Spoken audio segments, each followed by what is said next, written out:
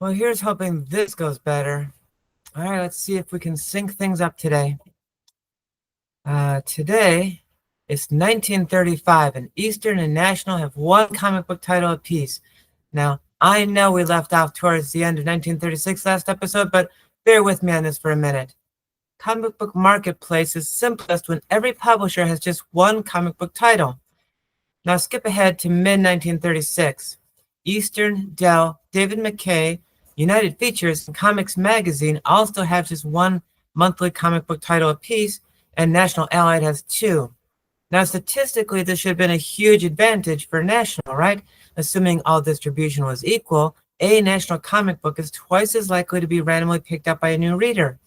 The fact that National is still floundering suggests that distribution was not equal. The other publishers weren't even concerned enough to add a new title. Yet. But by September 1936, something seems to have happened that shook things up. Maybe Dell had advance warning that Comics Magazine was about to come out with funny picture stories. Maybe they didn't, but somehow they saw the writing on the wall that sooner or later other publishers might expand to two or more titles, and they might as well beat them to it. To do that, Dell is going to need more licensed comic strips, so they contacted Publishers Syndicate, who previously had an exclusive deal with Eastern Color, and acquired somehow the license to some of the same features Eastern had published in Famous Funnies just a month before, leaving Eastern scrambling to find replacement features. And then, as if that wasn't bold enough, they stole the name of the comic book from Eastern. Oh, not Famous Funnies. If you remember back all the way to episode 1, Eastern Color had experimented before Famous Funnies with an earlier version of the comic book called The Funnies that just didn't take off. So guess what Dell, as if to thumb their nose at Eastern one more time, called this new second title of theirs? Or at least that's the narrative that I'm pushing because I like the dramatic flair of it. To be fair, I'm about to suggest an alternative explanation. It's also possible that the licensing agreements expired at different times, so that some of the features in Famous Funnies were due to expire and others weren't. And instead of renewing them, Eastern decided to just let them go, maybe asked around to see who wanted them. Dell just volunteered and they amicably agreed to this. And who knows, maybe the title, The Funnies, was actually tied to the licensing agreement all along. Regardless of which of these is correct,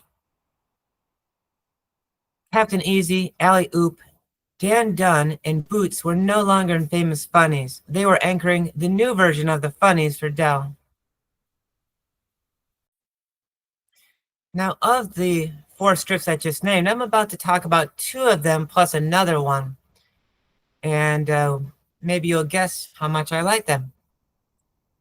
The first one I've talked about extensively. I did a whole episode about it, dedicated to Roy Crane's Captain Easy, so I'm not going to spend a lot of time on this. But let's just take a few moments and admire some of the panel work. You cannot convince me that any other artist could improve on this composition. Note the strong anti-war sentiments in a lot of the early comic strips.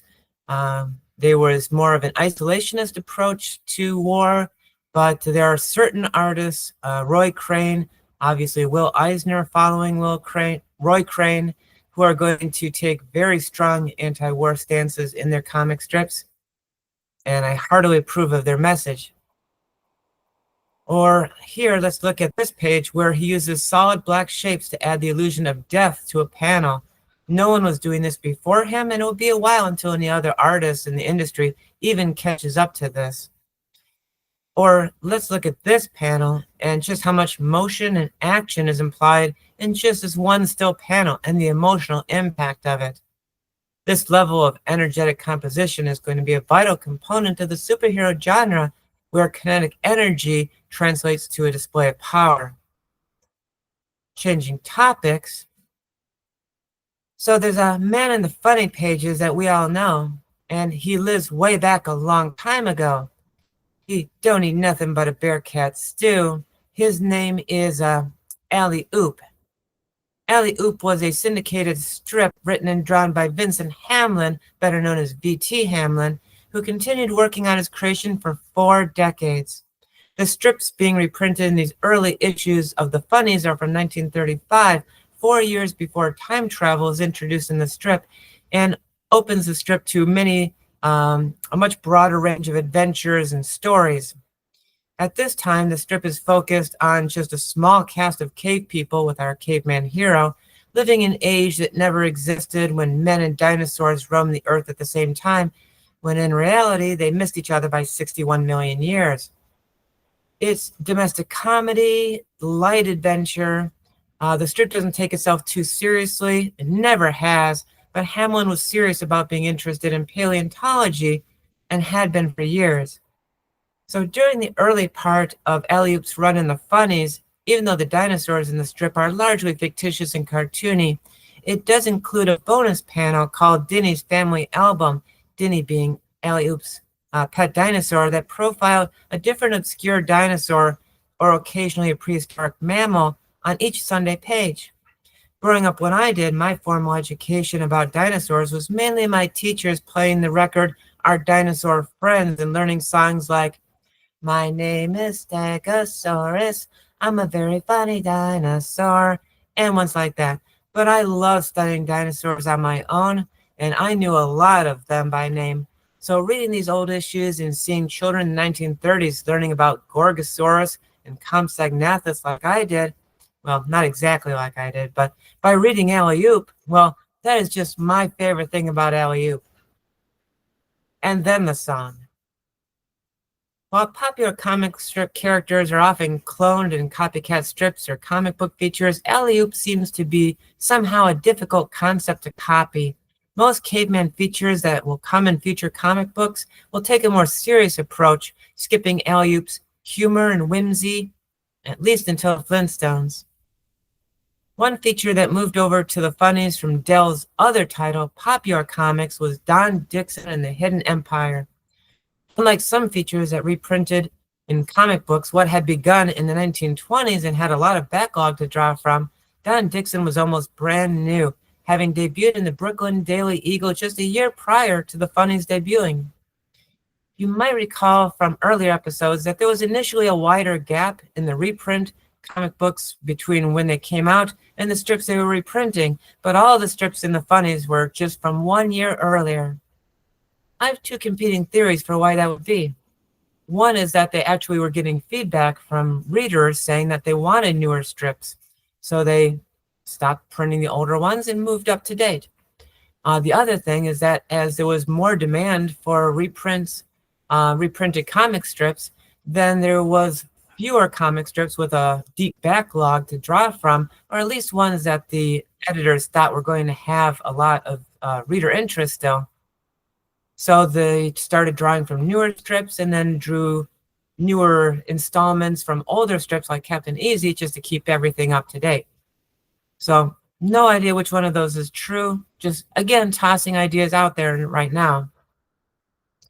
Now, I'm going to step away from talking about the Funnies for a few minutes and talk about Edgar Allan Burroughs. Edgar Rice Burroughs. Edgar Allan Poe is someone else. I was just testing you on that.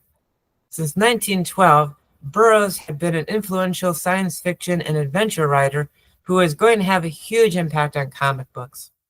This is largely due to 3 of his creations. The first is Tarzan, and we're not there yet, but there will soon be a lot of clones of Tarzan in the comic books, and eventually Tarzan himself. Second is John Carter of Mars. Here Burroughs invented the planetary romance genre. We can see a lot of its influence in the science fiction comic strips, comic book features of the time, most particularly Flash Gordon, not so much Buck Rogers, but definitely Flash Gordon. And then John Carter, too, will eventually come to comic books. And the third is Pellucidar, which I believe I'm pronouncing correctly, and it's Burroughs' hollow world concept.